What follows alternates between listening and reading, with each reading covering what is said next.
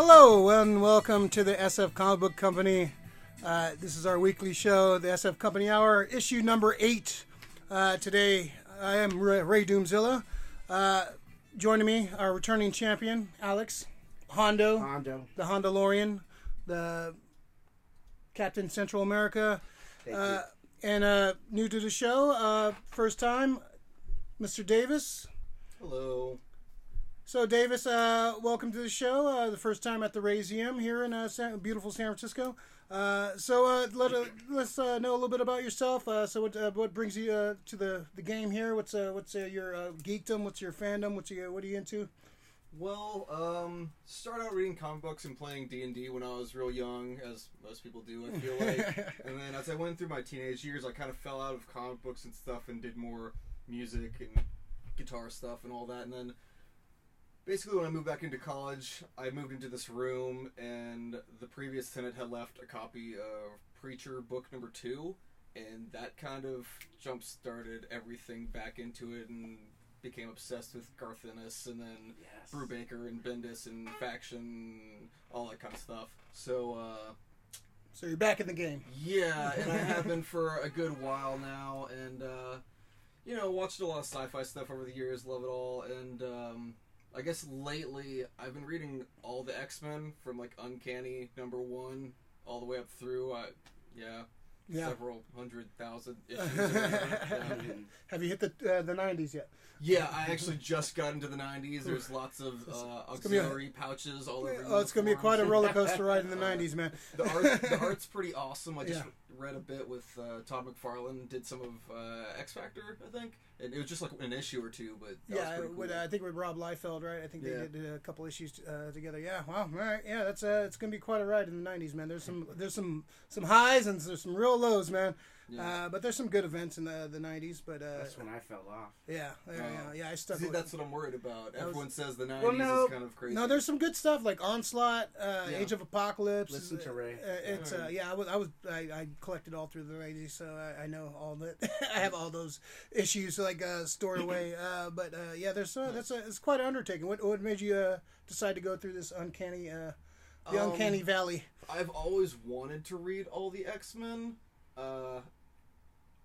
I didn't live near a comic book store, and I started spending all my money on music stuff. And then now that we live in the future, I have Marvel Unlimited, and they're all just right there. Oh, that's cool. In front of me, so I can just access them all and read them whenever I'm, on the train or wherever. Yeah, you go on your phone or you got an iPad or anything? Or I will say Marvel Unlimited is best on the tablet. Yeah. It crashes a lot on phones and stuff for some reason. Yeah. It's a really janky app, but you can't beat their back catalog. It's got everything Marvel pretty much. Yeah, that's cool. Also in the corner, almost forgot to mention, our producer extraordinaire, the birthday boy this week, Rick Dees. Yeah. Hi guys, back to where I belong. Are you sober yet from Wednesday? No, I'm gonna keep going. Just makes it so much easier. There was a lot of karaoke on Wednesday night. There might be some video out there that we want to burn. We did a great rendition of Ghostbusters though. So speaking of Ghostbusters, look at that transition. See, I'm a professional. I'm a professional here. We had a couple trailers drop this week. So first one let's talk about is Ghostbusters Afterlife, directed by Jason Reitman, Ivan Reitman's son. It's like a teaser trailer almost. So they give you a little bit, not too much, which I like.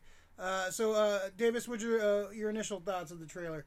I mean, I'm very excited for it. I grew up loving the Ghostbusters and everything. I mean, I'm sure you guys did too. And I love Paul Rudd. I've watched all of Stranger Things, and it's Finn Wolfhard. He's like one of the main characters. Nice. So hopefully that's all great. The trailer looks a little more, I don't know, maybe a little more mysterious and kind of a little more haunting, I guess. But I hope that it still has the same kind of jokiness and all that the classics did. Yeah. And it feels like it's Amblin, like like it's a Spielberg directed Ghostbusters movie, almost kind of the feel of it. So it's there's supposed to be the original Ghostbusters in it. Hopefully they're not just cameos. So they haven't shown anything yet. Alex, what do you think of this trailer? I thought it was interesting. It's gonna be weird that it's taking place in the middle of nowhere, kind of like, as opposed to New York City, like Ghostbusters 1 and 2. Yeah, they're pretty much. Yeah, that was like New York was a character in those first two movies. Like, right, it's definitely definitely a part of that. So it's definitely gonna be kind of jarring to see it in the. Well, I kind of like that. Like, you get a different setting for the Ghostbusters, not like rehashing. And I'm sure if they do a sequel or another one, they're gonna have to go back to New York at some point. But what'd you think of the cast? I think the cast is okay. Definitely Paul Rudd. He's great. And I don't know, it just didn't give me the feeling that it's going to be as funny or like on a comedy kind of side of things like Ghostbusters has been. So I don't know, I'm a little I would say concerned, but apprehensive. Yeah. A little bit, just a little bit apprehensive, but we'll see as we get closer, as we see more reveals. I'm glad it's Reitman's son, Ivan. Yeah, Reitman. He's a good filmmaker. What's so. his name? Jason Reitman. Yeah. Yeah. So that's they cool. got the Keep right it in the man family, for the job. Yeah. So keep our fingers crossed, like all movies, right? You can always hope for the best and expect the worst. Did you notice some of the Easter eggs in there, like the guy, the mine they were going into? Yeah, you didn't. Yeah, there's a lot of Easter eggs. You gotta pay attention to the mine. things. The mine he was going. What was the name of the mine? Shandor. The guy. Ivan Shandor. The guy was one of the Gozer disciples back from the 30s. Yeah, the one who built the building that Dana Barrett was in. He built that mine. That's his mine shaft. So there's definitely some crossover and little Easter eggs in there. And they have the Ecto one has a gunner seat just like that the toy back in the day, which is awesome. Oh, that's cool. And the ghost, they blur out the ghost, but that's obviously Slimer. That's going to be Slimer. I think that's what I'm hoping. Yeah, that has to be Slimer. There's no way they're not going to bring Slimer into that. And it's you can tell like it's all blurred out. Like they would just show the ghost if it was there. So they're trying to save that for the fans, so they're all like shocked and surprised. So Rick, what'd you think of this trailer? All right, so I know what Alex was saying about that he's concerned. I'm on the flip side of it. They never show you anything at the beginning of a good trailer to me. It's still hazy. They still show you enough that I kind of got the feeling that this could have been either Ray's house that they were talking about early in the first 84 Ghostbusters, the one they mortgaged 3 times over. Yeah, but it's definitely Spangler's. It is Spangler's family. It feels like. Yeah, Spangler's family, because you saw the spores and fungi collection. That's he mentioned that he has a collection of spores. Of spores and fungus. Yeah, so, those are the tiny Easter eggs that I was just like. So you are recognizing my movie that I remember as a kid and hold dear. Which is very, very cool. Obviously, Rick hates women because the women Ghostbusters. Wow, that's going to be an argument. I can't escape this argument, by the way, for the argument. Women Ghostbusters. I have seen it though, right? Fuck you. I watched 10 minutes of it. Yeah, 10 minutes. I watched it. Okay, so the only thing I kind of I'm a little bit weirded out still. It's kind of hard and jarring to still see like Finn Wolfhard in this. It's just he seems out of place for me. If you're gonna give me a Stranger Things kid, Stranger Babies, I would have much rather had Dustin. I think Dustin probably would have filled this role a little bit better than Finn Wolfhard. It's just he seems like he's gonna be like the teen heartthrob, and I'm just like, I'm sorry, bro. Other than you being in Stranger Things, you're not a teen heartthrob. I like the girl that's playing the McKenna granddaughter. Grace? Yeah, she's awesome. What was she into? Oh, she's in a couple things, right? She's in a few things. Yeah, she looks cool. I think she's gonna be good. The good little. She looks like Spangler's granddaughter. And Rudd. I think Rudd's gonna be the Rick Moranis role. Exactly, and that's what when you're going back to them not being able to see Slimer. I think Slimer's in a trap. Yeah. I think Slimer's in a trap. He's gonna release it, and him and Slimer are gonna have that kind of like relationship, you know. Whoa. No. It's that whole thing, like,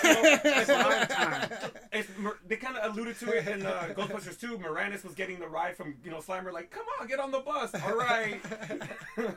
But I'm super stoked about this flick. I really am. I'm happy to see that they're paying homage. Homage. They're paying homage to, the Jason Reitman, Harold Ramis, and all those guys. They were comedic geniuses.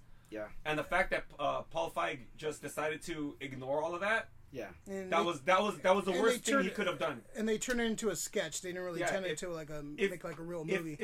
My only thing is if they could have connected it to this Ghostbusters, the old one, and not pretend nothing of it would have happened, I think the fan reception to the movie would have been a bit more. Yes, it would have been better. I agree. The fact that he was so against the fans, I think, just what really just pissed a lot of people off. It's like, you know what? You're gonna be like this. You're giving me my opinion before I even seen the movie, just based off you not doing this. Obviously, you hate women, right? Well, I'm trying to remember like I watched that one. Was it that they were just like answering job ads? It's not tied to the old ones at all. No, it's set in a different universe. Yeah, way different universe. Yeah. Really? It's Melissa it. McCarthy, Leslie Jones. Yeah. And it would have been fine if they were like, like a couple of the daughters, the old Ghostbusters, and they connected it to. No, they just try to remake Ghostbusters. Like, you can't remake a classic movie like that and just like kind of. Yeah, they should have passed the torch down. You know, some and that's what legacy. people wanted to see. And like, you're just putting these old Ghostbusters in these like cameos. Like, I don't want to see him. I want him to see play a role in this movie. I don't want to see him just pop up. Oh, hey, it's Bill Murray. Oh, hey, it's Winston's here. Oh, hey, no, I want to actually see him play a role and like they come into at the end and like help the kids defeat the enemy. I'm sure that'd be sick if they come in with like some like Ray Stantz comes in with some insight into what's going on. Yeah, based that they fought Gozer before. Comes in across the streams Yeah, and yeah. everything. It's yeah, you know your history. You know, like come on, man. History with Hondo. Respect your elders. Respect your elders. So speaking of history, we're going all the way back to 1984 with Wonderful year. a wonderful year. I was 4 years old. Rick was like 23 at the time. Right? Eternal. Wonder Woman 1984. Patty Jenkins is coming back. We have Gail Gadot. Steve Trevor supposedly looks like he's Chris back. Pine's in. He's back. You say he's Punch? He's pined. Oh, okay. He's pined. Chris Pine. He pined. We have Pedro Pascal, the Hondalorian, has Maxwell Lord. We have Kristen Wiig, speaking of which, as Cheetah, the pre-Cheetah. So, Alex, what do you think of this trailer? Are you excited about Wonder Woman 1984? I'm looking forward to it. I liked Wonder Woman, the one that came out. A few friends were saying that Gal Gadot doesn't make a good Wonder Woman, and I'm like, Oh no! what do you want? I Like, disagree. do you want some steroids or something? I don't know. Or Like some big fake boobs or something like that. yeah, because she's not good looking enough. Apparently, she's gorgeous, right? man. You know, Gorgeous. I know, and yeah, I thought she was fine as Wonder Woman. I thought the movie was good. I mean, I'm looking forward to it. This 80s theme is going to be awesome to see. Cheetah, hopefully, will be revealed to be something cool. I'm curious as to how they brought back Steve Trevor or Chris Pine's character back. I'm just looking forward to it. Magic. And that whole nostalgia part of it, 80s, is going to be cool to see. I think I'm kind of over the 80s nostalgia. I love the 80s. It's my favorite decade, but I think it's kind of over, like coming almost done with the 80s stuff. But, it's kind of, it looks like they're going to kind of beat you over the head with it, too. Like, he's all wearing a fanny pack, and everybody's wearing shoulder pads, and I don't know. It's, I don't know. We'll see. Davis, what'd you think of this? Mixed emotions. Honestly, like, I'm not a huge fan of the 80s because it does pop up a lot now. Yeah. Our culture's a lot, like, fashion and everything I can't talk. Sorry. Reboot. Yeah. Can't go. I don't know. We just keep going back to the 80s Yeah. and everything. I'm tired of seeing that. And, yeah, the thing with Steve Trevor, that's weird. I'm wondering if it's going to be like a hallucination type thing or whatever. I think Gal Gadot is awesome. I love the first 3/4 of the movie, and then it turned into a big video game at the end. Yeah. The CGI. And The villain. The villain was didn't not care for great. that, Yeah, I think they could have did a little bit better with the villain, but yeah. Yeah. The rest I of the agree. movie, I thought, that's one of the better DC movies I've seen lately. When she first gets onto that battlefield, when they're the No Man's Land battlefield, man, I almost like shed a tear. I was like, this is a beautiful scene, man. When she when she gets on that battlefield, she's revealed for the first time. Oh, this is a great scene, man. Yeah. Directed well by Patty Jenkins, so I'm excited she's back. I think Kristen Wiig might take me out of it, man. I don't know if she's gonna go full Kristen Wiig and like be all go for the comedy, or she's gonna try to take it seriously. Like, is this gonna be kind of a goofy Cheetah? Like, Rick, what do you think? What say you?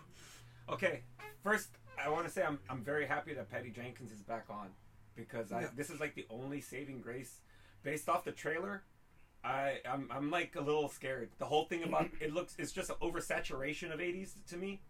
Yeah. The fanny packs, the shoulder pads, the neon. You know, it's like everybody's dressing like Don Johnson and fucking Tubbs from Miami Vice. But I seen a mock-up from I think the Brazil Comic-Con for the cheetah character, and she's only gonna wear like a cheetah kind of a felt coat, and that's what it better be like a gradual kind of like a deterioration into her like turning into a cheetah.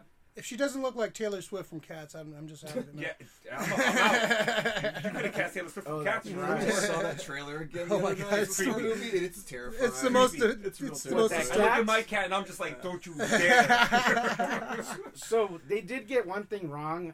Well, I don't know if which one on the Wonder Woman Eagle suit. No, that song Blue Monday by New Order. It came out 2 years after. Came out in '86, not in '84. Yeah, it could be a trailer thing.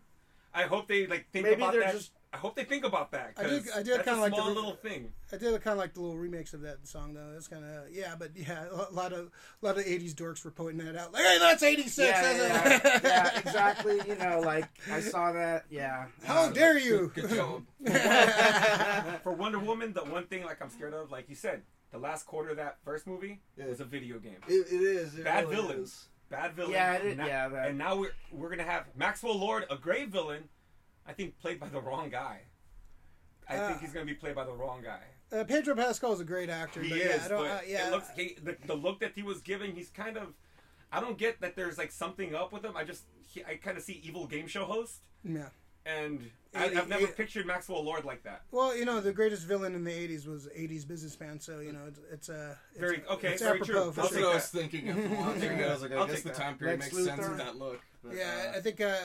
He kind of has that JR from Dallas look going without the hat. It looks cool.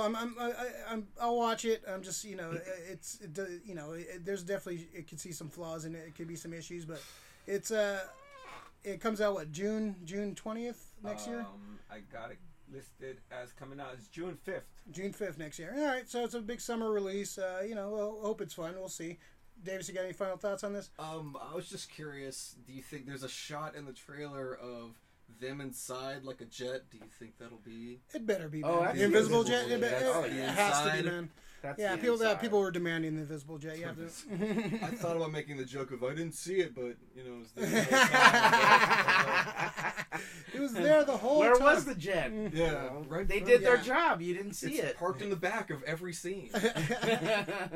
And they it looks like they're flashing back to Team Mascara too. Like, I wonder if we're going to see any Donna Troy action. Are we going to see any other characters from Wonder Woman's life? She doesn't have a great supporting cast, but you know there should be some other characters pop up. We'll see.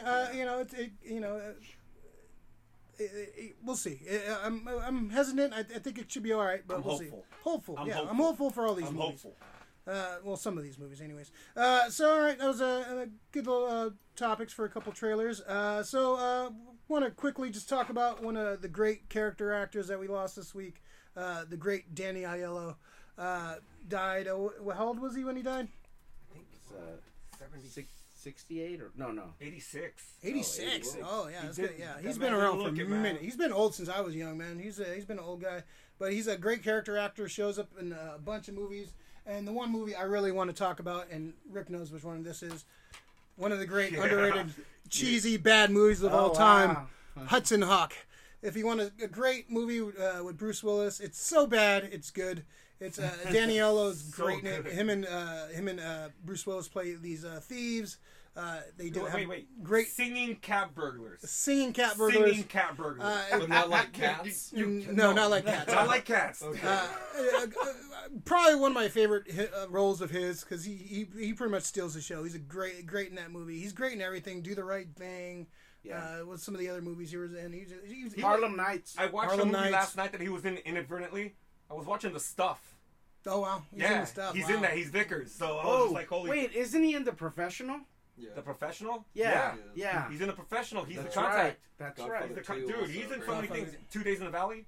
2 Days in the Valley. Two Days in the Valley. Yeah. He's great Okay. as fucking Dosmo. Just for Charlize Theron, watch that movie. Phil Cantone, Harlem Nights. Yeah, yeah. Yeah, just a great actor. Yeah, he just a great character actor. He showed up in so many movies, like so many that I can't even list. Like The last one of my favorite things, The Last Don. It was a made-for-TV movie that was Oh, that's Mario right. Puzo. He actually played Don Claracuzio. He's pretty sick, man. It's just a very, very underrated actor. yeah, he kind of retired from the life, right? Like, he hasn't done a movie. He didn't do a movie. No, for a while. he was working until like the very end. He did something, The Last Big Save in 2019, Making a Deal with the Devil 2019. So a bunch of like kind of direct to Possibly, yeah. Well, everything. A lot of people were doing a lot of those direct to TV, direct to streaming now. Yeah, he's great. Alex, what's some of your favorite Danny Aiello movies? Do the Right Thing is great. Yeah. Yeah, that's a really good movie. Yeah, and you know, I always remember him from that. Of course, Harlem Nights. You know, after Do the Right Thing, though, I was looking out for him a lot, so you kind of notice him in movies. But that's the main one. You know. So good actor, yeah, definitely good actor. Davis, any Danny Aiello stick out to you? Any? I mean, I was most familiar with Do the Right Thing. Yeah. He plays a pretty big part at the end of that, as I recall. So, most of that. Yeah, it's a great. Did he ever win an Oscar or get nominated for anything? Not that Yeah, I've seen. pretty much a definition of an underrated, character actor. Nominated for one Oscar. Yeah, which one? Which movie? Probably Moonstruck. Moonstruck. Wow. Oh, wow. Yeah, that's another Okay. shout. Wow, cool. Yeah, so R.I.P. Danny Aiello, 86 years old. Just died from being 86 or something like that. Like, I don't know if it was. yeah, all once you these, man. go past 80, it's like anything can fucking kill you at that point. They don't really. They really. Where I'm looking at, they really give a cause of death. Well, R.I.P. Danny Aiello, man. You're gonna be missed, man. A great character actor. And Hudson Hawk, if you can watch it, if you have a That's his best role for me. get really high and watch Hudson Hawk. It's believe it? It's a horror. It's really bad, but it's so good. It's bad. So it's one of great cheese flick. So all right. So next, it's our big topic for this week. Everybody, I told everybody to bring their top 5 favorite comic book storylines. So this is just something personal to you, like what you guys think personally as your favorite comic book storylines. No, we're not doing runs or anything. That could be another list. So just some of your favorite storylines, personal to you. So Davis, we'll start off with you, since you are our guest today. Your top 5 favorite storylines. Go ahead, hit us, man. Okay, well, as I was saying earlier, Preacher. So book 1, because I read that over and over again because I was like, this is bonkers. I didn't know comics could really be like that. I'd only read superhero stuff at that point, so Yeah. it was a whole different world, and that got me into all different other stuff. So that one, as I'm reading tons of X-Men, I picked the Brood Saga. The Brood Saga. Yeah, which Nice. probably because I love Alien and Aliens and all that, and Yeah. it's kind of the whole xenomorph Oh, yeah. thing, Oh, yeah, all for that. sure. And it was just pretty badass. Wolverine's character in it, and Nice. all that. I really liked kind of the Spider-Man arc of Civil War, the way he was torn back and forth. Oh and yeah, everything. yeah. That was With his a good one, identity man. reveal and everything else. Yeah. Yeah. Where he reveals his identity. Yeah. Oh wow. Yeah. Well, spoilers. Yeah. But Oh, sorry, folks. no. It's 15 years. Thanks, Hondo. 15 years old. I think we can spoil it. Yeah. It's been retconned already, so he's very angrily in that One More Day storyline, which almost made me quit comics. Oh, well, one day we're gonna talk about One More Day, No, we're not. and Not on this show, I Alex. mean, one of the top worst stories. Of all time. So bad that Straczynski wanted his name off the book because it was mandated from the higher ups Wow. to erase the marriage. So they undid everything from Civil War. Undid everything from the Alright, marriage. I haven't read that, I guess. The marriage of Mary Jane, they took it all away, and he made a deal with you shouldn't. he made a deal with Mephisto, which Parker would never do to save Aunt May's life. So he would never Parker is not in his character to make a deal with the devil. So I literally almost quit comics after reading that storyline. Wow. I was so pissed. How do you really feel? It's Man. Sorry, cut off your list. You can, I'm sorry. You can cut the tension with a knife now. realized I needed to pick something not Marvel, so I went with Batman: Death of the Family. I love. Oh yeah, that's a good one. Is it Scott Snyder? Is that who did it? Death in the Family. Okay. Death of the Family was when Robin died. Yeah, Death in the Family. Well, this is around. It's the New 52 stuff. Oh, okay. Yeah. All that. Oh, that. I think that is Snyder. Yeah, it's the Joker. It's Death in the Family. Yeah. He cuts his face off and all that. Yeah. It's intense. Yeah. And all the different. Like I read all the different. Like Batwoman and Robin and I forget. There was like 5 or 6 different. Batman books. Yeah. It all goes into that, and I thought that was fascinating. I love big crossover things. It's a lot of fun seeing the story from all different angles. That's cool. Back to Marvel. I couldn't really pick a point, but it was in Daredevil. The whole run with the it's Kevin Smith, Bendis, Brubaker, and Daredevil's like freaking out and just snaps and beats the shit out of some people. I think that's when he carves into Bullseye's head and everything. Yeah, that's Bendis. Yeah. Okay. No, that was Smith. Oh, that is Smith. Yeah, the target. Right. It's been a while since I read it. It's Daredevil, the target, where he carves. And he Kevin Smith mandated, he wanted to use. He was the only one that could use Bullseye because he had a storyline for him, but he never used him. So that's why Bendis never really got to use Bullseye because he wanted. Smith wanted to come back and use Bullseye. So and he never did. So what a dick. But. Sorry, I know you said no runs, but it was kind of that whole thing. That whole How story dare thing you, Davis? He's just going down. Your list is just pissing me off.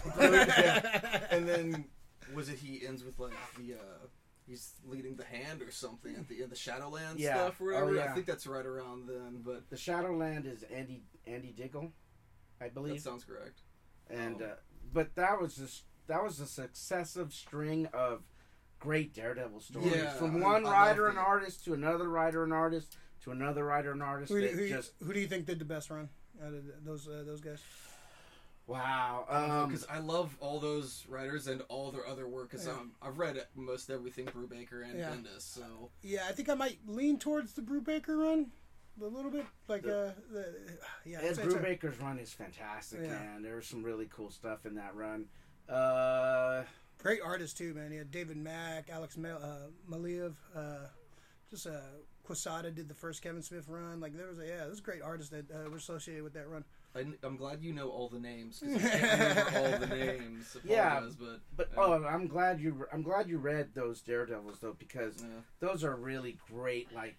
That's probably 100 issues of great Daredevil stories. You know, just really cool. If you like Daredevil. Check out the Brian Michael Bendis run. Check out the Ed Brubaker run. Ed Brubaker is really awesome. He's a great writer. Check anything that Brubaker pretty much anything Ed Brubaker writes. He invented the Winter Soldier, the whole Captain America storyline. Captain Central America? No, not Captain. I'm he writes Captain. that. Yes, I'm the writer of Captain. There you go. Great. Is that any more on the list? I got one more. So I basically made this list off just real quick off of memorable things that stood out.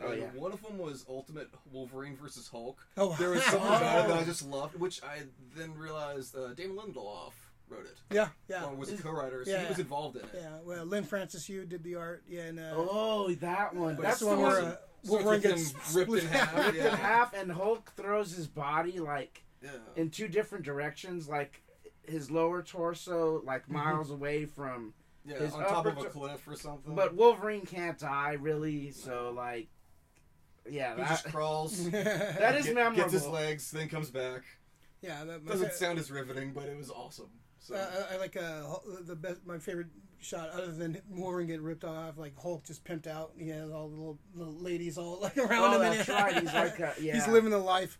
That's some good picks. That's some good picks. Nice picks, Davis. All right, let's see. Let's go to Rick. Let's switch it up. Rick, what do you got? Dude, I have a lot, but it's just it was tough. 5, Rick. I'm a DC guy. One honorable mention. You are a DC guy, huh? Yeah, I'm a DC guy, dude. I love DC. So he loves DC. Yeah. Okay. Rick DC. So you know what? For my honorable mention, I'll throw out Marvel. You're gonna just throw out Marvel? I'm not gonna put Marvel in there. For me, you guys mentioned it already, Age of Apocalypse. No, that's good. That was a great book to me, just to think of what one guy's death would have done in their whole universe and how big it impacted everything. shit, it turned Magneto into an X-Men, turned him into the Headmaster. And I think this is, I'm not sure, but I think it's the first time that I actually got to read where somebody actually like destroyed and obliterated Apocalypse. You know, Magneto did it, and he's always been one of my favorite characters. Yeah, great whether character. hero or villain, he is probably the most complex character to me in the Marvel universe. And it was great just to see him. He's no Squirrel Girl, I'll tell you that. Huh? Oh shit! All right, so number 5.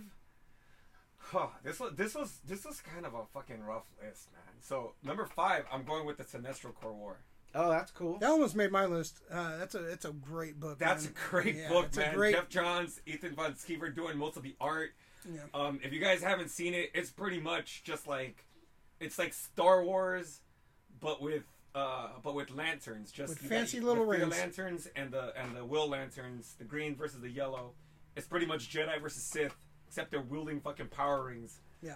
And it's dope as shit, man. Yeah, it's a really good storyline. I love that storyline. Yeah, it's epic. The epic villains for sure. are unbeatable. Yeah, Yeah, they right? got a Like- squad, man. They got they got like- Superboy Prime. They have the Anti-Monitor. They have like a fucking just a like They got Mongol cyborg Superman. Cyborg Superman. Sinestro forms the new Sinestro Corps, Yeah, but and he has all these super villains, like he tried to recruit the Batman. ultimate super villains. He tried to recruit Batman because he could instill great fear. Oh, Anybody who could instill great fear. When I saw the That's- ring flying that's to right. Batman, The Batman ring- was like, the- "Don't get the fuck away from The me." yellow ring travels, right, and tries to And recruit Batman as. So you have to be worthy of the ring, right? Yeah. And so like, Batman instills great fear. So Sinestro is the ring is trying to find all the great villains that instill fear, and it actually tries to recruit Batman. Yeah, that's Batman kind of fights off the ring, and then I think it finds Scarecrow, right? It finds Scarecrow instead. Yeah. And I was just like, damn, this is just some of the moments in that book were pretty sick. Who wrote that? Jeff Johns? Jeff Johns. And Yeah. what was the other guy that wrote it? He co-wrote it. He was, The other guy, Peter Tomasi? I think it was Peter Tomasi. Yeah. Peter J. Tomasi? Yeah. All right, what's next, Rick? Oh shit. Okay. Next one is Dark Knight Returns. Yes. Yeah, you don't get much better than that, dude. Just like he's aged, the war goes on. The war goes on. It's number 4 on my list, so we Yeah. can talk about it right there. That's one of those books to me that like it showed me that sometimes he just goes away for a I'm bit. glad you brought this. He goes away for a yeah, bit. though. Not like the movie that fucking made him quit and turn into a little bitch over Harvey Dent's death, which I have an issue. Rachel. With. Yeah, but It's a great great read. It's like 55-year-old Batman. Yes. He's trying to live the retired life. Yes. He's been retired for 10 years, and he can't fight the demon of being Batman, and finally he snaps, and he returns back to the identity after being retired for 10 years as a 55-year-old Batman and starts kicking ass. Starts kicking everybody's ass. And eventually ends up in conflict with the government and Superman. Great classic story. It's Miller at his best. This is like prime Miller. This is when Yeah. Miller like kind of, I wouldn't say hit his peak, but kind of hit his peak. This is when he was just balls out. The art's amazing. The story's great. Actually, one of the best like cartoon adaptions from that was a great was actually from that. They actually did a pretty good job on a two-parter. Yeah, there's a collected one where there's Really? all together. I gotta see if I can find that one. I have that one. Nice. It's one of the greatest storylines. I remember reading it as a younger man, just like, what the hell? What is Batman doing? Like it's great. The art, like I said, Klaus Janson does he helps with the inking, I believe, and the color, right? Lynn Varley, I believe, Lynn is Varley. the colorist. Lynn Varley's. She used to be married to Frank Miller. Oh yeah. They were a couple. So yeah, a great story, epic storyline, one of the all-time classics. That's number 4 on my list. But go ahead, Rick. All right. Okay. This one's probably gonna be a little controversial. Oh shit. Because I like it. I like Archie? it so much. No. Archie versus Predator. No, do they have that? That'd be awesome. Yes, They do. they They do do. have I that. gotta see that Yeah, shit. yeah. That's pretty dope. Also the Punisher. Also the versus, Punisher, yeah. One of my favorites is Identity Crisis. Okay. Okay. I like Identity Crisis. I actually I think it took heroes in a different light. It took them more into their private lives now. Yeah. Like you're always seeing them save the world. They're fighting their bad guys all the time. But what happens when one of those villains attacks they start attacking your family, and now all the heroes are on almost like on their tippy toes because they have to watch their guarded family. And then the twist. The twist is big time. The twist is huge. Yeah. Don't spoil the twist.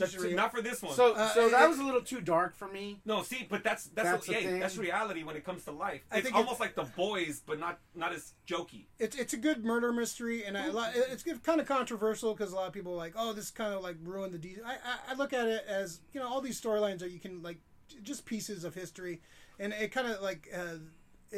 I don't even count it as in like continuity. No, it's a one shot. I think Black Label. Yeah, we're gonna Black Label that one. It would be Black Written Label. by Meltzer. Brian Meltzer. Brian Meltzer. Great art by Rags Morales. Yeah. I think it's a great murder mystery. It's great. Great art, man. The art's really good, and it's a page turner for sure. And you don't look at it as like, oh, this is in continuity. This is just read it as an individual story. It's great as that, and it's a very emotional, very some shit goes down in that story. And the best scene in that book is when Deathstroke takes down the Justice League single-handedly. He just whoops their ass. He takes out the Atom with a laser pointer. He like stabs Wally West in the chest. He cuts off the wings of Hawkman. He like destroys the arrows of Green Arrow. It's just a great. Is pretty awesome. That's when Deathstroke came back as a badass because he was kind of like in the background for a long time. He in the 80s and early 90s he was a badass. He kind of went away for a little bit. That's when he came back as Deathstroke, a badass. They made him more an anti-hero, right? Like later on, but I mean, I'm thinking that one he's an anti-hero. No, that's where they made him a villain again. Yeah, like, he's just a badass. He villain. came in like a badass he villain. Needs to be a villain. He just wrecks shit. He's a hardcore villain. All right, so what else you got, Rick? Okay. How many more is that? That's one more. That was 3. No, I got 2. I got 2 more. 2 more? Okay. 2 more. Wow. sorry. So another Frank Miller gets on. there. Batman Year One. Yes, Year One is great. Year One's awesome. Yeah. I mean, it just sucks because you can because I'm a DC guy, but much more than that, I'm a Batman guy. Yeah. These are the storylines that kind of like like I just started picking them up after reading Batman where I came in, and Frank Miller Batman Year One is fucking just dope, dude. Yeah. I can't say enough about the art. David Mazzucchelli. Yes. His art is fantastic in that Year One, and a lot of people put Year One on their list as favorite comic of all time. So I was talking to Joe Hill, Stephen King's son, who writes Lock and Key. And no, just in a urinal talking to Joe Hill. This was about, I want to say about 5 years ago maybe. He had a book signing at a store. He was signing one of his books, and I brought my Lock and Key and just started talking a little bit of comic books with him. And I asked him what his favorite comic book was, and he said, well, favorite comic book, he said, I guess I really like Year One. So, that's a great story. It's just basically is kind of an origin story. Yeah, it's his first. It's his first year year as Batman. Batman's first year, and as Batman. Yeah. So what's next on your list? Number 1. All right, this is for me my favorite. I've read this so many times. Is Batman: The Long Halloween. Oh, that's good. I love that book. To me, the art is what gets me. It feels Sale? like Tim Sale's art, Jeff Loeb's writing. It's pretty. It's great. It's one of those speechless things that that's a page turner for me. I start reading it from the beginning. I probably won't put that book down until I'm pretty much done with it. You get a bunch of villains. You get 12 holidays of the year. That's another murder mystery. Yeah. I'm actually hoping, and I've heard, and it's really my hope that this is going to be the basis for the new movie. Yeah. Supposedly it's going to be like a trilogy too. Because this is Batman at his detective. He is a detective in this one. That takes place right after Year One, right? Like a little bit afterwards. I don't want to say like directly, but maybe like a year, 2 years. Yeah. He's been out there for a while. He's made his name. People know who he is. Right. Like, everybody kind of. I'll have to reread that again. Yeah, it's been a awesome. few years. Yeah. Just all the art in it is great. The Grundy art's great. Batman looks like a reindeer. Yeah. All the villains. All the villains. It's not Rudolph. All the villains look great, dude. I love the way they draw Joker. It's just real kind of this like has almost every villain in it, right? It has Poison Ivy, Catwoman, Joker. He gets to draw a Batman too. I mean, Superman. It's the first appearance of Falcone, right? Or Carmen Falcone? No, that was year one, wasn't it? No, but I think they year elaborated on right. the whole family a lot more. Right. The whole Falcone family, which is it's good to see the whole hierarchy and how Harvey Dent's going after them. Like this is his mission. Like, right. This is to me the introduction of Dent. So are they having Harvey Dent in the movie? Skarsgård is supposedly going to play Harvey Dent. That was that'd be a great cast. All right, interesting. Good list, Rick. Good list. All right, I'm gonna run through mine. So we did. Here, my honorable mention. I had to put something Alan Moore on here because I love Alan Moore. Thank you. Watchmen. What a great. I'm about to reread it again because the TV show is awesome. So Watchmen is my honorable mention. I love Alan Moore. Great. Alan Moore is great. He's probably the best comic writer of all time. Great book, great read. If you're into the TV show, read this. Don't base it on the movie, but it's based on this. So read that. So my number 5, I'm gonna go with Craven's Last Hunt. Great. I wanted to pick a Spider-Man story. Spider-Man is one of my favorite characters. This story is dark. Written by DeMatteis, Mike Zeck. It's just Craven kidnaps Spider-Man, buries him alive, and takes over his mantle. And it's very dark. The ending's very tragic.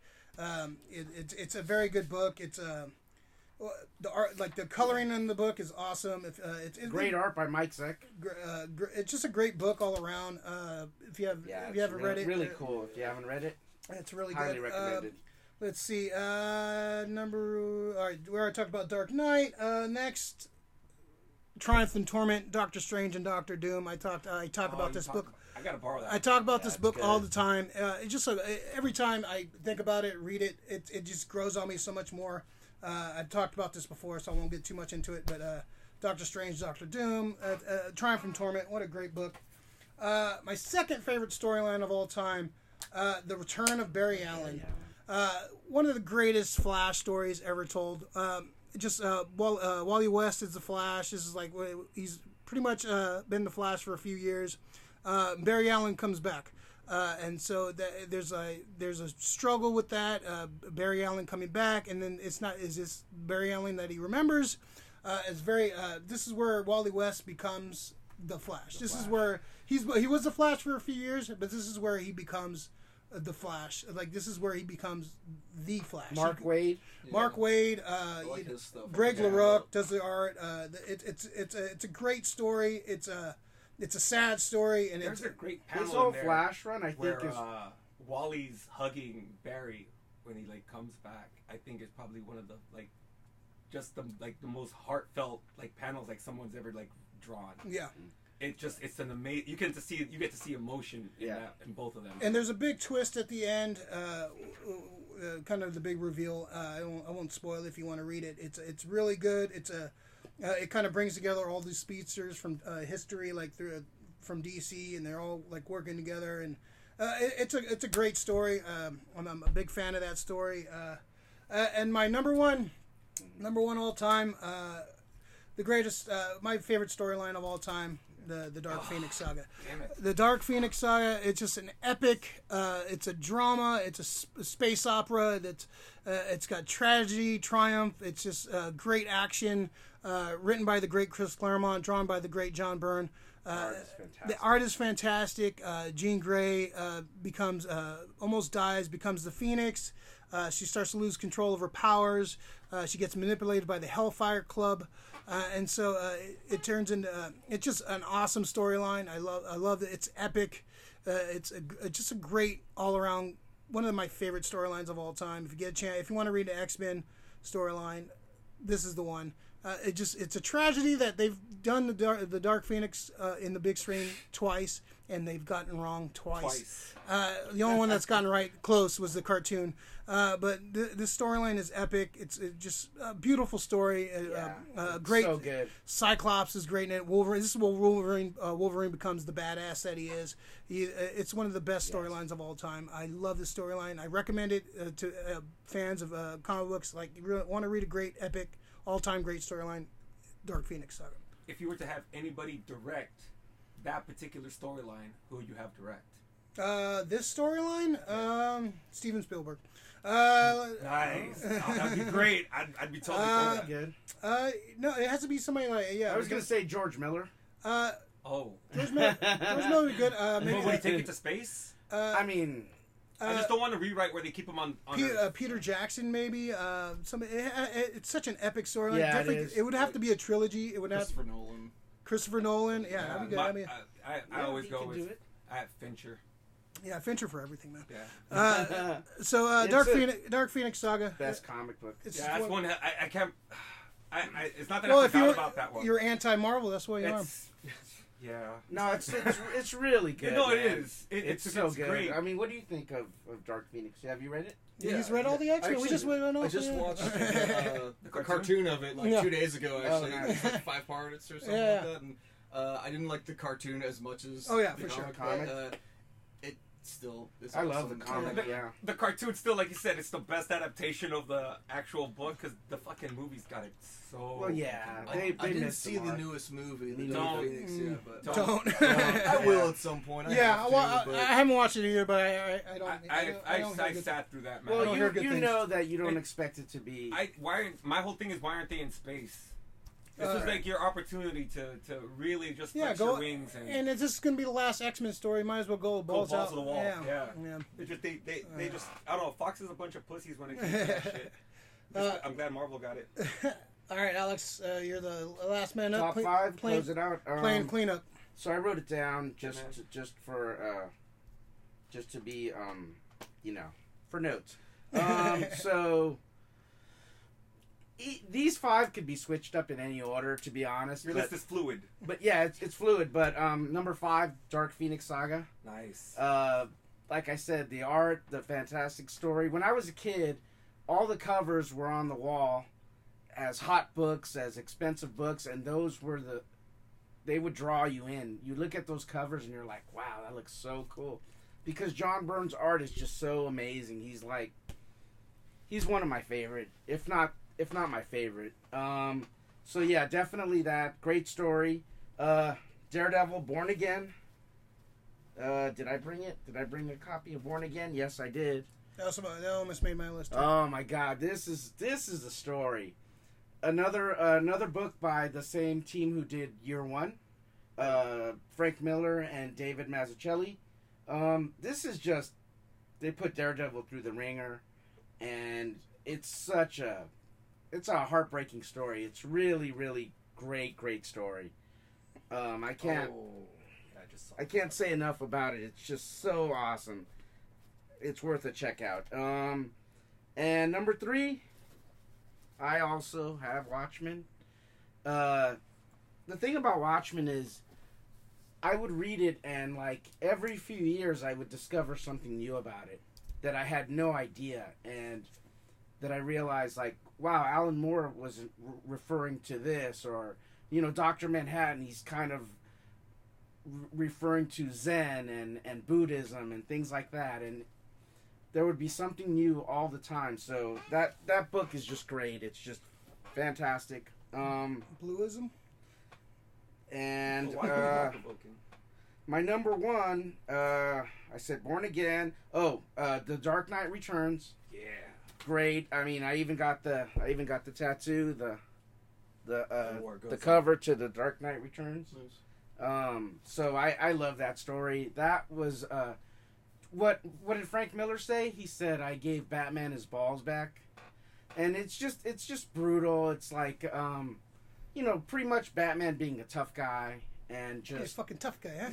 I mean, but like he's taking no prisoners, and he's pissed. He's just tired of the way things are. And I think, didn't he write that after Frank Miller got mugged? I think he got mugged a few times. Oh, and that's what kind of spawned this. Yeah, story. that's kind of shaped his thinking. You know, like, to be tough on criminals, to be, you know, you got to be kind of really driven and obsessed too. And yeah, there's a lot I could say about Dark Knight. So, and my all-time favorite storyline is Grant Morrison's All-Star Superman. Oh wow! Yeah. I love that story. I think the art is fantastic by Frank Quitely. It's basically totally like kind of the opposite of Dark Knight Returns. Yeah, it's more It's positive. It's all hope. It's all about hope, and like Superman has to. Lex Luthor basically gives Superman a super type of cancer, and he knows his time is limited, so pretty much Superman is going around trying to use his last days just to kind of save the world. He set things right and like he sets things right. He reveals his love to Lois Lane. He pretty much creates all kinds of technological inventions and like to save the world. And Superman just basically I remember Grant Morrison saying something about how like if you were to actually meet God and he's like just gonna get your back, he's gonna be on your side.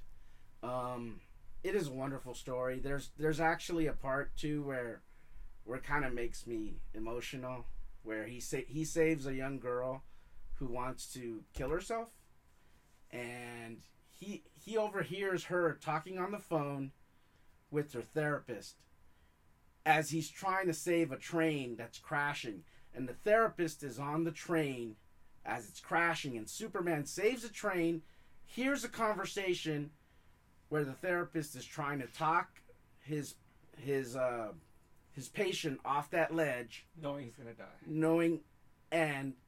and he gets delayed because of the train crash. He was gonna meet with her, and his patient's gonna kill herself, and then Superman comes in and tells her, "You're stronger than this," and it's beautiful. It's like my all-time favorite comic book story. I love it.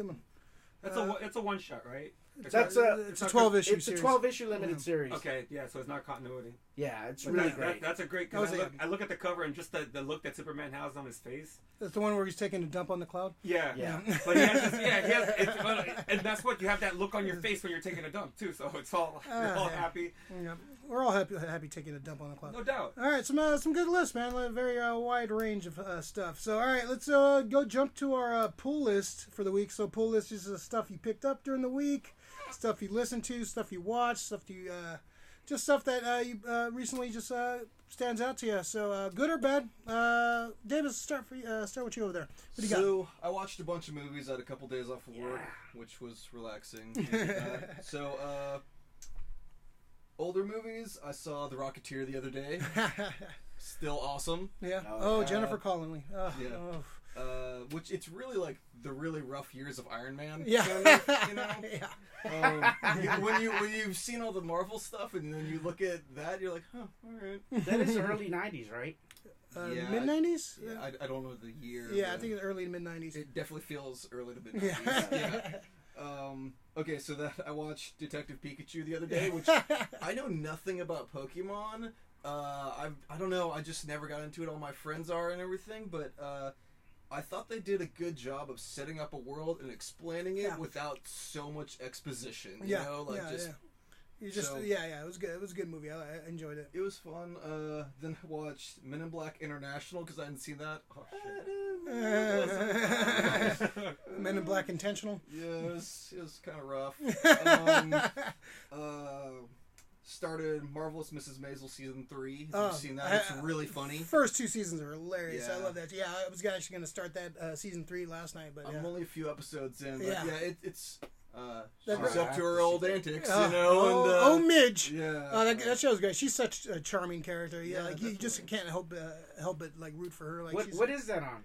It's on Amazon. Amazon Prime. Yeah. Amazon. Oh, okay. Yeah. Oh, okay. Oh, it's good. Man. You'll dig it, Definitely man. worth checking out. And I think what I realized I liked a lot about it is there's not a lot of like comedians in it. You know, there's comedy people in there, but it's not like, I feel like if it was on like NBC or something, it would have like a guest spot Yeah, every yeah, week, I know. you know, of people being Yeah. like, "This is my one-liner," you know, Yeah, yeah. and Like that I like sort the of guy who thing. plays Lenny Bruce in there. He's he's great. Yeah. It's a really good show. Definitely good pick. He was in The Deuce on HBO, and he was pretty good in that No, too. really.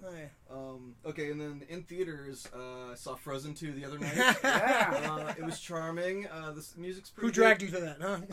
My girlfriend. Okay, I was like, oh, did you just go by yourself or? Yeah, it was just me in a theater all myself. I have one question though. Did Professor X recruit Elsa at the end of the movie? So anyway, No. all right, so, Sorry. so next pick. Ice Woman, right? Yeah, that makes sense. We saw that. We saw It's the its meme. own We saw the thing. meme. Yeah. And then my last one, Knives Out, murder mystery. Yeah. Oh, It was a lot of fun. I want to see that. That movie is going. Like Rick's fucking, the little vein in his head almost popped out.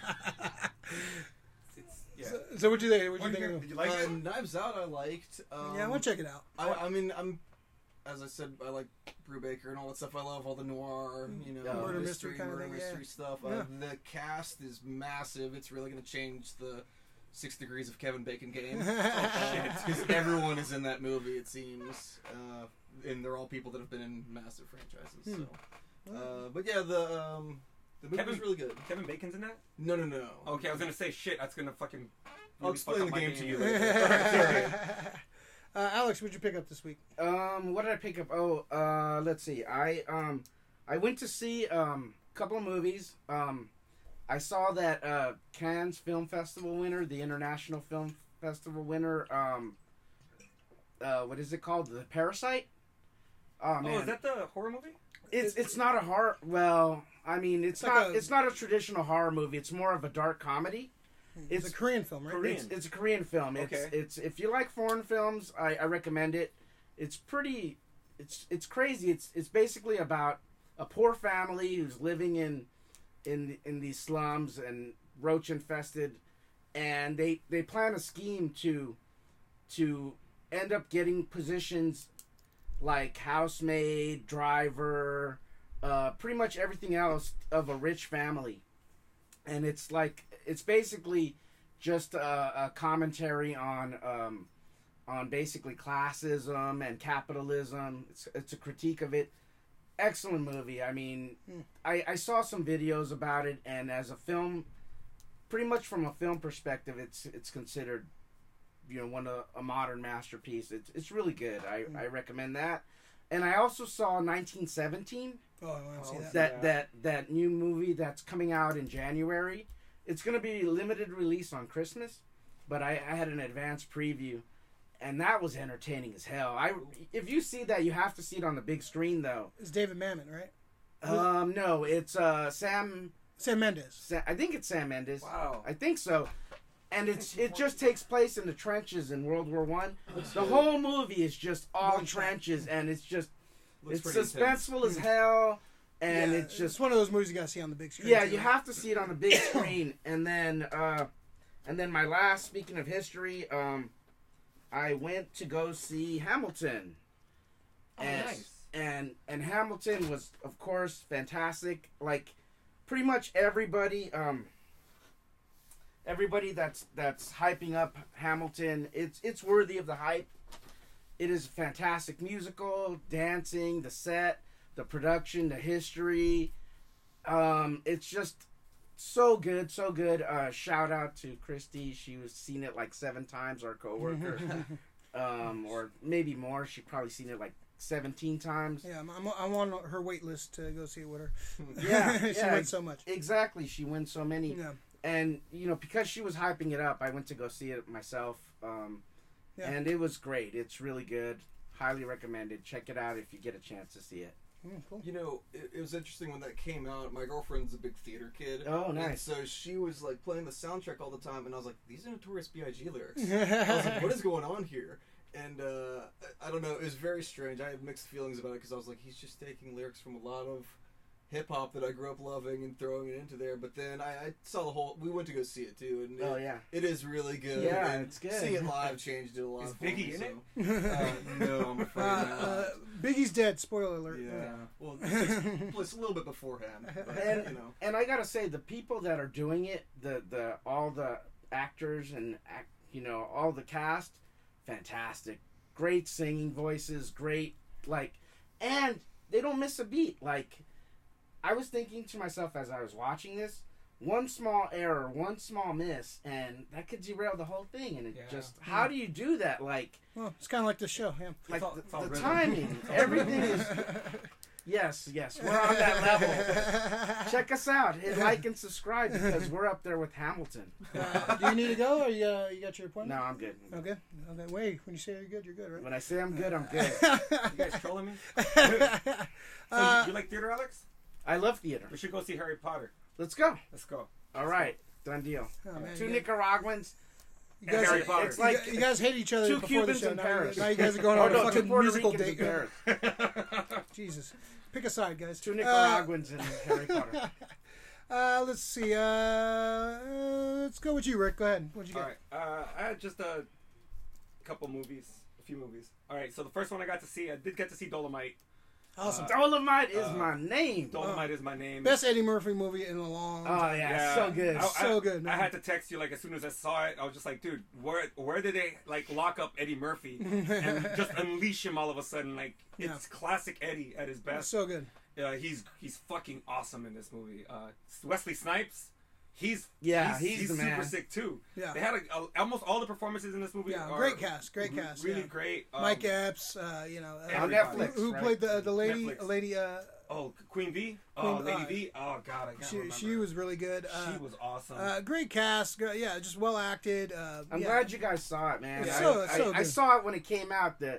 That Friday, I saw it when it came out. And highly recommend. So Yeah. entertaining, flies by. Just a very almost like inspirational too. Like just it's very inspirational. It's based on the true story of the guy who Rudy Ray Moore. Yeah, who did the Dolomite, famously did the Dolomite movies. Were kind of like a parody of like the blaxploitation movies of the 70s, and so just kind of like his kind of rise, just kind of how he like built himself up from just working at a record store, working at like these small clubs, to like doing comedy albums, to like doing movies, doing a tour, to doing a movie. Like, He produced his own stuff. It's a Driven great, to be a star. Yeah, great story of a guy who was not gonna.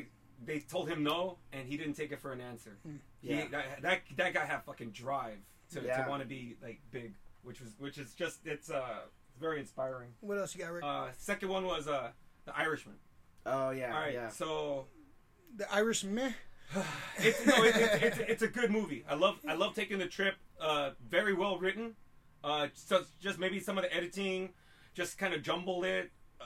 I didn't want to know who died as soon as you introduce them. Maybe when you show them in their last scene, maybe you tell me they died, because now I'm like, oh, he's supposed to be dead. Where's the time period in this? Yeah, it's just weird. It looks weird. De Niro, like they should have got some younger actors. Because when he there's a scene where he Curb stomps the guy, right? He pulls a De Niro and beats a guy in the street, which is a De Niro. It's old man De Niro with a young De Niro face. It's just like it's weird. It just looks like an old man trying to kill ants. It's just really. It's not. You're dead. He tries to throw away the gun in one scene, and he's underhanding it because exactly he's underhanding it because he can't lift his arm and throw it over. That's surgery, man. That's surgery. I like seeing those guys in a movie, but it just like they're like some of the de-aging look weird, and some of it's just like the time, like they looked old It was a little too long too. Too long too. Like it was 3 hours and a half. Like it didn't need to be that long. No, it was. You could have cut maybe about like 15-20 minutes out. You could cut like 4 minutes. What was the point of having what's her name in it? Anna Paquin? Yeah, I mean she. No, it's okay. That could have been played by anybody. It could have, but it all comes back to what we say. My big thing is with acting. It's not just your physical or how you speak on camera. It's also your physical embodiment of the character. She did a great job, from the showing that she did not like her father. She did not like the other guy. She was cool with Jimmy. Yeah, because Jimmy was he was charismatic. Come over here and say hello to your uncle. That was kind of fucking trippy to me. Pesci was cool. It's just Pesci was great. Yeah, how about Pacino? But see, this is the thing. Hoffa. If I could have seen Pacino from like Devil's Advocate years as Jimmy Hoffa, I would have been okay with it. That Pacino, yeah. This Pacino, he's too dried up. He's done. He's gone. Dude, Pacino is in my top 5. But like seeing him up there, I was just like, this is rough, man. Yeah. De Niro did a better job, but Pacino was rough. Yeah, it's well made, and I don't think it deserved all the hype it got, and like all this like fucking. I think it deserved the hype if you would have got different actors to play these roles. Yeah, if they got a younger actor, then they can transition to like the older guys. Scorsese loves fucking DiCaprio. I could have seen DiCaprio as Hoffa.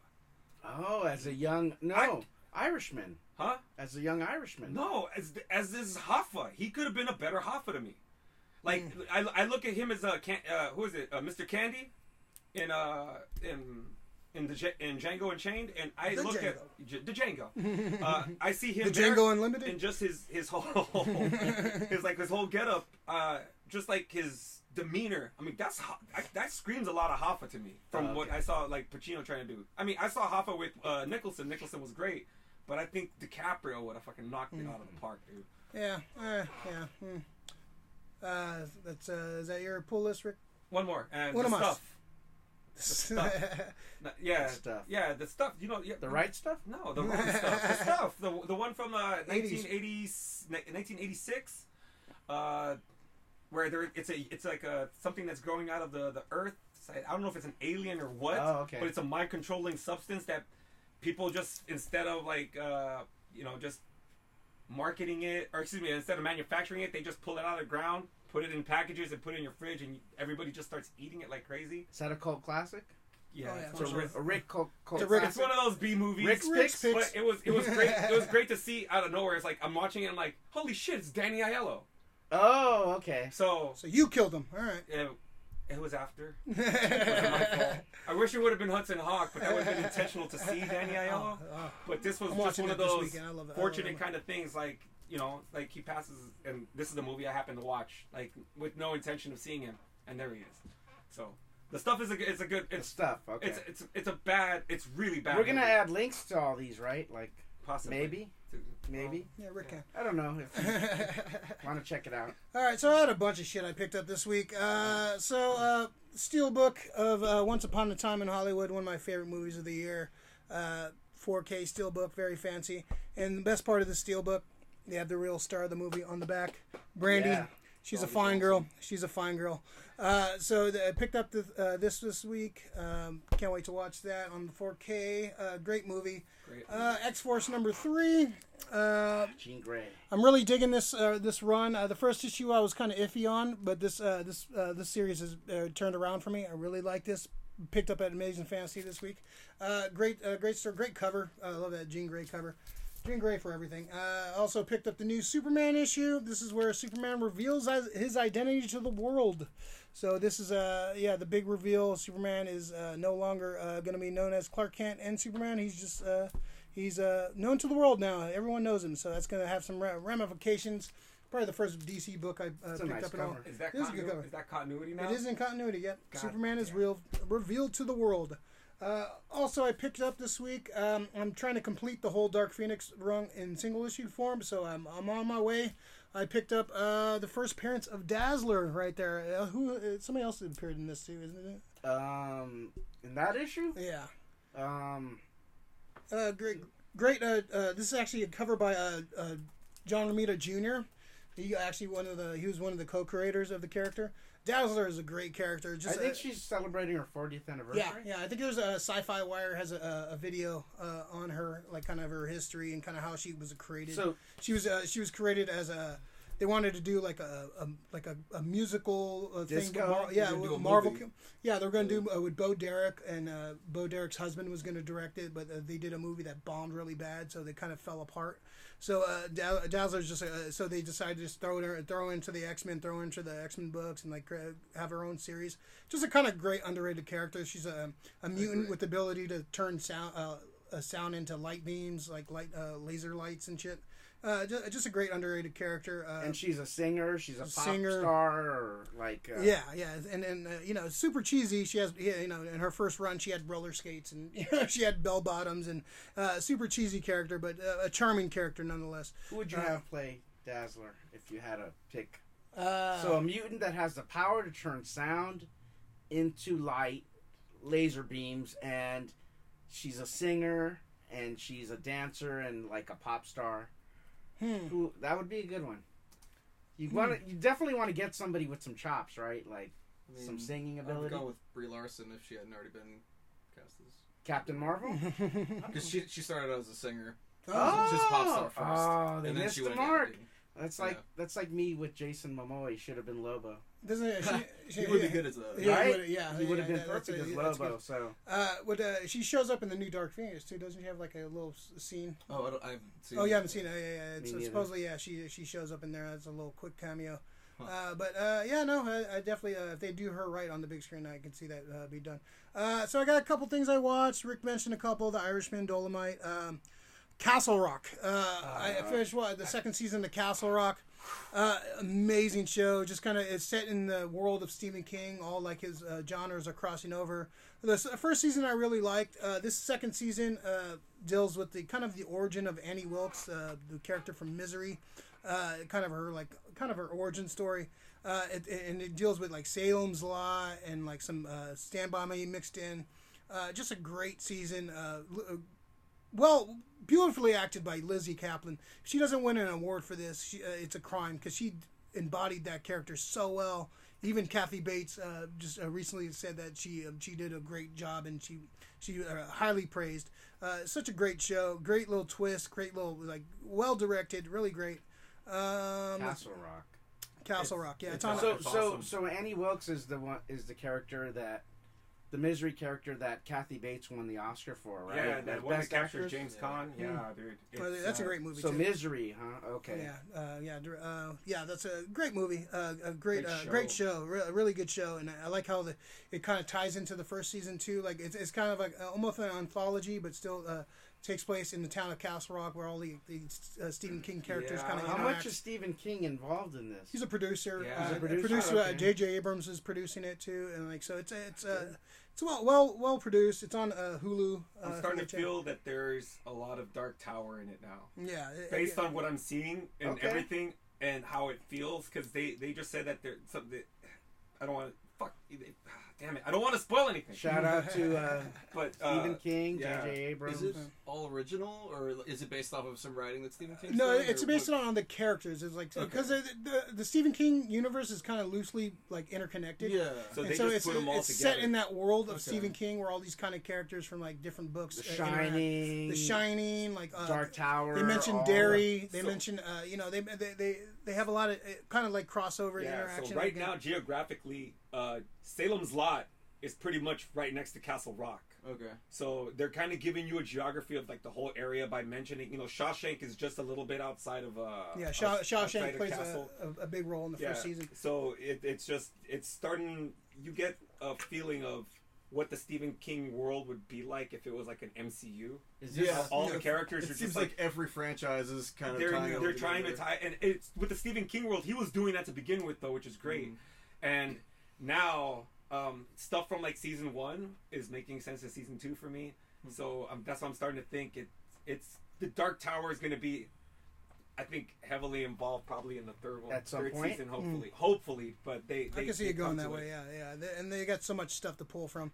There's even a cameo from the Christine Carr shows up at some point. Christine Carr, in a parade. That was it's just all these little nods of if you're a big Stephen King fan. It really rewards you for being a Stephen King fan. Easter eggs are abound in that. Yeah, that for show, sure. Man. It's a really good show. Really, I really dig it. I'm imagining a town that's kind of like when you see a map of Springfield where the Simpsons live, and there's all these massive things that no one actually knows where it is. Oh wow! Somebody should do that. Should map it out, like Castle Rock. Create a whole map, like It would like the beginning of Game of Thrones. Like there you go. Yeah, that would be an awesome opening. Okay, and also I started reading Hitman. Yes. That's all. I don't want to disappoint Alex. I don't want to say what I feel about it. How far are you in? I got a few issues in. A few issues. That's it. The first trade, you can't. Yeah, I'm trying. I'm struggling to get through it, man. You can't go off the first trade. I really don't like the You can't go off character. the second one either. You can't go. Yes, you can. You can. It gets better and better. No, it does. I'm trying, Alex. I'm struggling through it, man. It's like sitting through the first 2 seasons of Smallville for me. Okay, that's what's going on here. I just don't. I'm not into the character, man. I'm trying. I'm trying, Alex, for you. I'm doing this for you. Alex. No, I mean, it's. Yeah, the first trade. So I had that book years ago, and I had the first trade, and I didn't like it. I gave it away. When I bought the entire set, I started reading it and reading it. He's right there. And then it just came out to be. It just gets better and better and better. That looks cool, man. That looks totally cool. That statue looks cool. He's a cool looking character. Don't get me wrong. It's just for me. It gets better once it got to like book 3. Book 4. I don't know if I have time to get through 2 books just to get to that point. I don't know. But you can't. You can't. Like I said, the first. Can I just skip to the third one? That's what you have to do. If you want him to read this book, you gotta have him skip to the third. You can't get me to watch the first 2 seasons of Smallville. They bore the shit out of me. So First 2 seasons of Buffy, they bore the shit out of me. But after that, after season 3 and on, dude, I was like a devoted fan to these shows. I got through Smallville by just fast forwarding all the Kristen Kruk, Lana Lane stuff. That's the only way I can get through it. She was the worst character ever to fucking hit. Lana Lane. Lana Lane. Not my hashtag. Not my Lana.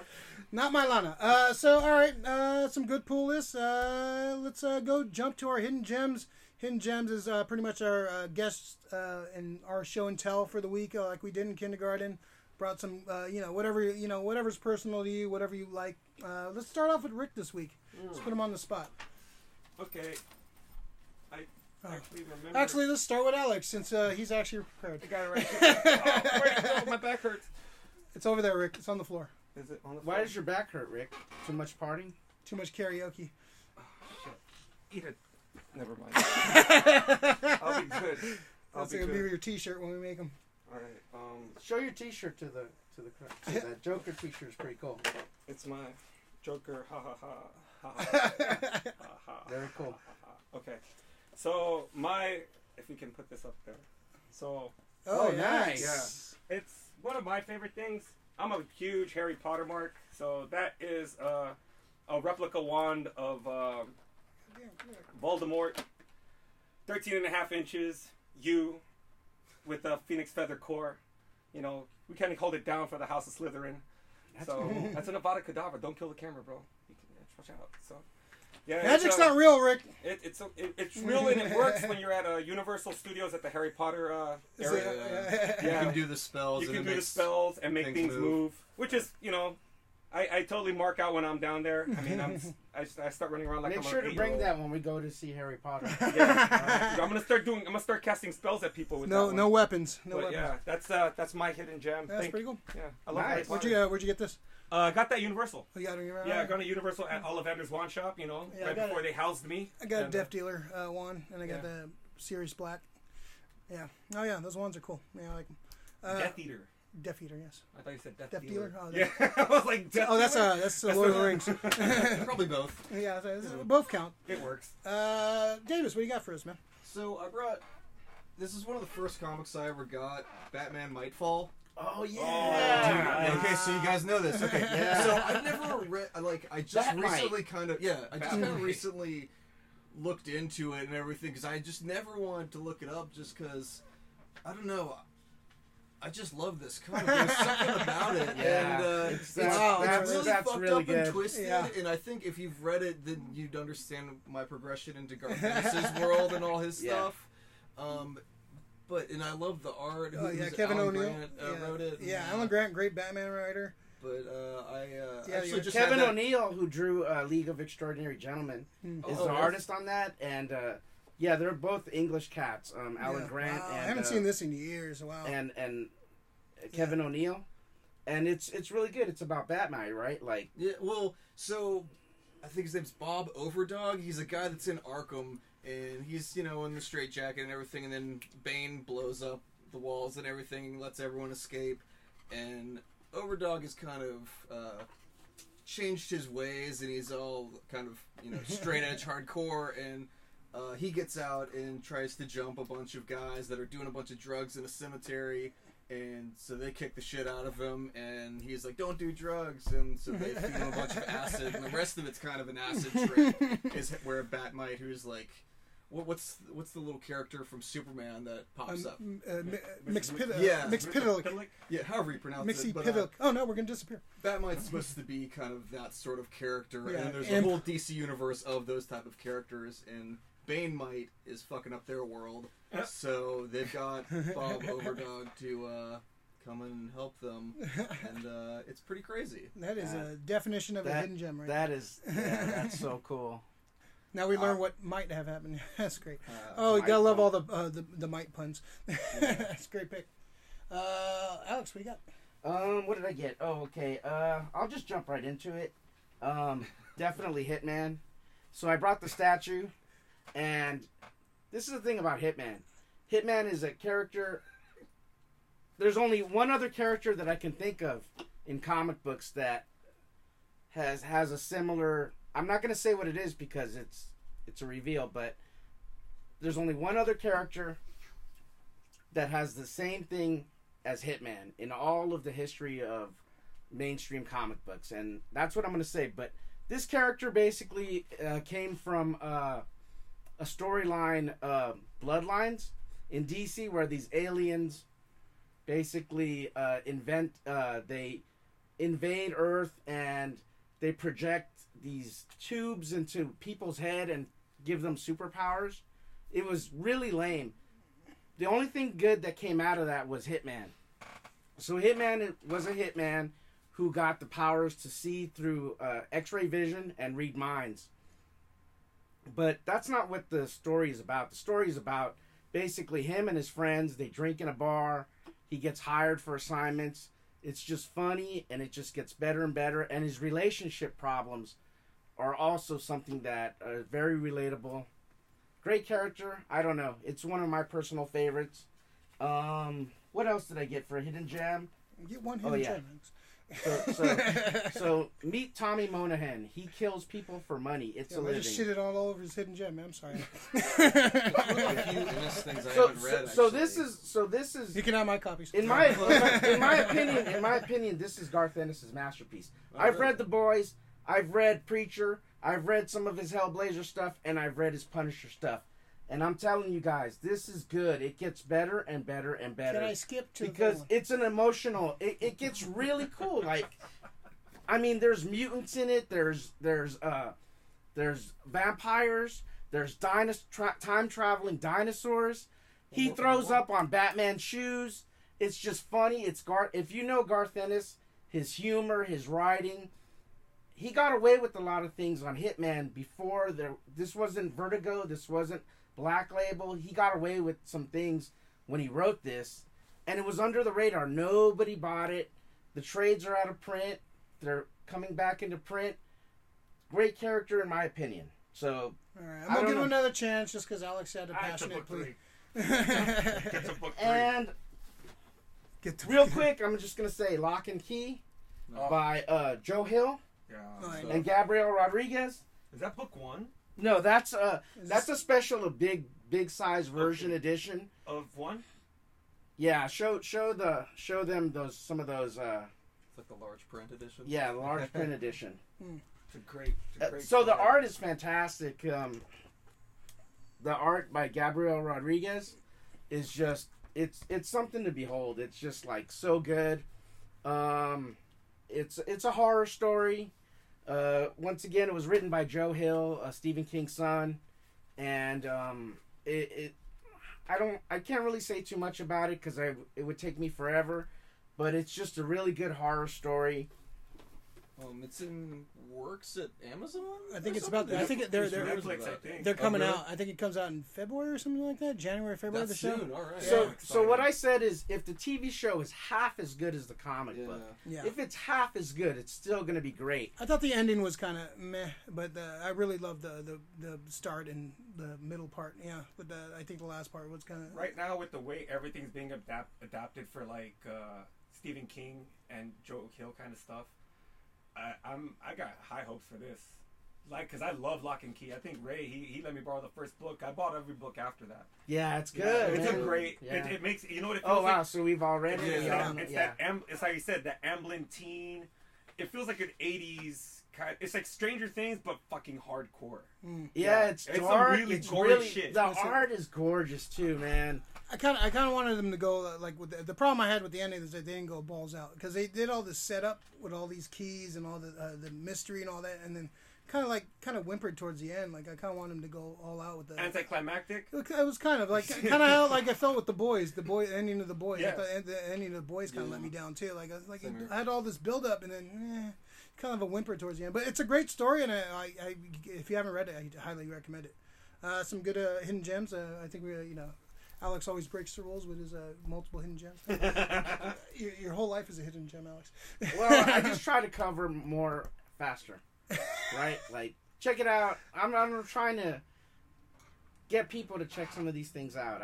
That I found so enjoyable. You know, You got one more in there. Go ahead, bring it out, Alex. Oh, Yeah, I know. So this was on show. This was on Showtime the other day, so that's why it's in my mind. Blind Spotting came out in 2018. It's like a love letter to the city of Oakland. Oh, I heard about this.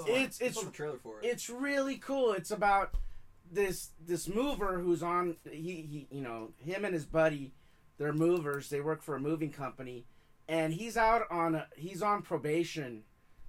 It's his last couple of days on being on probation, and he witnesses a cop killing. Basically, a cop shoots down this guy as he's in his truck, and it just kind of horrifies him. And basically, it's just about these two friends, and kind of like the troubles that they go through, and it's a love letter to Oakland, California. It's very, very good, really good movie. Okay, cool. I recommend it. Yeah, Cool. Isn't Daveed Diggs? He's in Hamilton, wasn't he? that's right. He's He is, huh? in the original cast, I think. That's right. He's also got a hip hop group, Clipping. I think that's him. Oh, nice. Yeah. I think you're right. Yeah, really good movie. Any more in the back? No? That's it. All right, thank you. Like Felix the Cat. Check it out. Give it a try. Check it out. What If you else? tell me it sucks like Hitman, then whatever. I'll give you your money back. Oh, really? You know, they're Yeah. gonna hold you to this is on the internet. So people are gonna hold you to that, right? All right. So my hidden gem for the week. I just picked this up. John Carpenter live. The live Nice. concert. If you haven't got a chance to see John Carpenter live, I have the poster up there from. We went to the Fox Theater. Tickets purchased by Alex a few years ago. We're all at that show. We're all at the yeah, show. you were there? Yeah, we're there. Nice. Yeah, So this good. Wow, that was. Photos to be posted. I'll try to get. You have some video, right, Rick? I have video, but I'll No post video. them for. Yeah. I want to see that, man. I don't have anything It's on it. if you haven't seen this, I went into it thinking it was just gonna be like a Q&A, maybe play some songs, but this is a full-blown concert. John Carpenter, the famous director, he famously does his own music for his movies. So he basically goes through his library of movies. He has a full band. His son's in the band with him, and he just behind the keyboard playing his music. It's a full-on rock concert. It's the movies play in the background while they're playing. It's probably it's in my top 5 favorite concerts of all time. And so I just saw this recently online. They put this up online. So Where's that one filmed? I'm not sure. Did it So I was say? Yeah, I was thinking if it was the Fox. I'm one. sure it'll Yeah. say. Oh, that would be awesome. I don't remember cameras I think being that might there. be in Why? That would be- LA. It's or probably something. LA. probably- Yeah, for sure. Yeah, Cody Carpenter's in his band. Like that's his son. Just an epic concert. If you love John Carpenter, just that All the music that from his synth movies. like some of the best soundtracks for his some of the best things about his movies are his soundtracks, like the classic Halloween, just Christine, all these movies he did the music for. And epic, one of the most epic concerts I ever went to, and it's out on Blu-ray on his I believe on his website. So if you want to buy it, it's on there. It's the PlayStation Theater in New York, apparently. Okay, all right, there you go. And check out Lost Themes, the 2 albums he Yeah, put out. yep. They're really good. Oh, really yeah, good. yeah, So yeah. good. Yeah, really, Wow, really that good. was cool. Yeah, We were all there. Huh? It's Wow. It's like really dark Daft Punk kind of. Yeah, it's a super synth. The Halloween theme song, the friggin' Assault on Precinct 13. Like Carrie, The Thing. The Thing. Well, even though Inicio Maricon did that with him, the studio didn't want Carpenter doing the theme because it was a big budget movie, so they brought Inicio in to do the theme. But Carpenter kind of helped out with him, so it sounds like a Carpenter theme, even though Inicio is accredited for doing that one. But it's just an epic concert. Can't wait to watch this. Yeah, I want to check that out. Experience it again. We'll watch it all together and we'll experience it all over again. Just a great epic night. I've seen him twice. If it comes around again, I'm going to see it again because it was so epic. Yeah, it was so awesome. fun. I did not expect that. And I spent way too much money on merch because it's all cool John Carpenter shit. So my hidden gem, John Carpenter live. If you can't go out and see him, I'm not sure if he's going to tour again, but if he does, go see it. If you can't, pick up the Blu-ray. Highly recommended. Everybody here has seen it. So this is my hidden gem for the week. Wow, that's an epic show right there, man. This might be the longest show we've done. Thanks for bearing with us. Wow. And I'm not going to give you your money back. There's always a catch, man. There's always a catch. But check it out. Give it a try. Give it a chance. Give it a chance, yeah.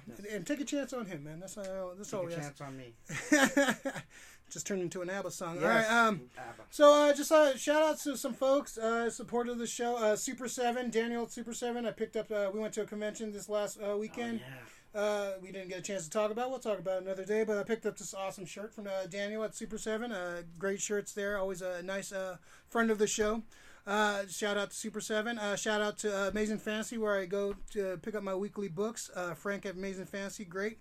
Mission Comic, Leaf at Mission Comics. Daryl at Cards and Comic Central. Who else am I missing on our friends list? The guys on Fantastic Comics in Oakland. Just great friends of the show. Everybody's been supporting, and we're trying to get those likes up, and we're working on some new stuff. And within the new year, we're gonna have some updates to the channel, some more videos coming up. We actually have some time to actually film stuff, so me and Rick are gonna be working on some stuff once Rick is all healed and not complaining anymore, recovering. But look out. Hopefully, we're gonna do a Watchmen end of season review. Hopefully, we'll do that within the next one. Spoiler filled. And a possible Rise of Skywalker spoiler review next week. We're all going to the big movie next week, and we're all worried and excited, and we'll see what happens. I'm excited. So Rick's worried.